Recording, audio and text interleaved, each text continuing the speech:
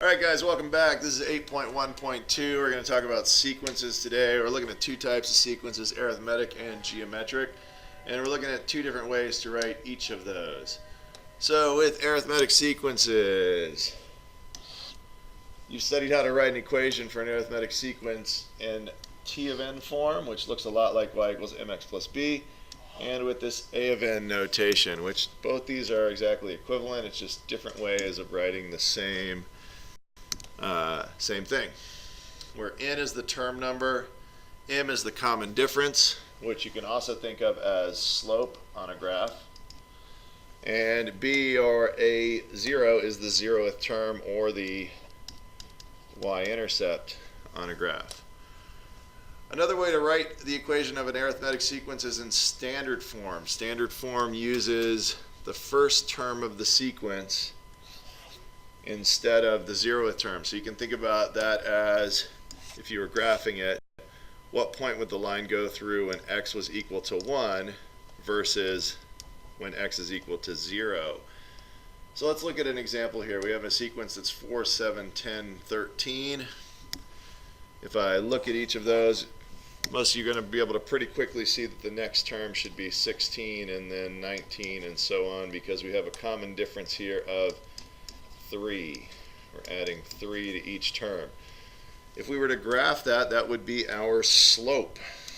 In other words, our first term would be at 4, 1, 2, 3, 4. Our second term would be at 7. Our third term would be at 10. And it would end up with a series of lines like that. Now remember, when you're doing sequences, these are discrete, which means that you should plot them technically with just dots and not a line. But we can still use basically everything we know about graphing lines to solve them out. So if I do think about that in terms of a graph and what my y-intercept is, then my y-intercept, if I go 3 backwards, would be 1. That is my 0th term. If I were to think about this in terms of, or with term numbers,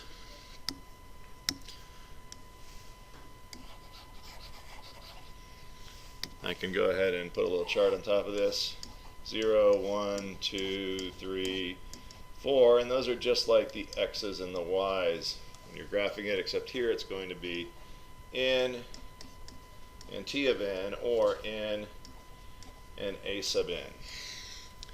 So let's do it with the y-intercept method, what you're most used to. We can say t of n equals our slope here is going to be 3. That's our common difference. N plus our 0th term, or our y-intercept, is 1. And we're done. But we could also imagine that we wanted to use our first term, 1, 4, instead of 0, 1. So if I were to write that in another form, in the standard form, I would say 3 times n minus 1 plus 4. So what I want you to notice here is when I use the n minus 1, the 1 is my x number, or my term number, n, and then this 4 is the t of n for that value. So there's my 1, there's my 4. I could also write this equation. Now this would not be standard form, but it would be an equivalent expression, or an equivalent equation, to say 3 times n minus 2 plus 7. And then I would have my 2 and my 7 right here, and my 2 and my 7 right there. If I were to multiply either of those out and reduce it, I would get back to the form of the equation that you're more used to.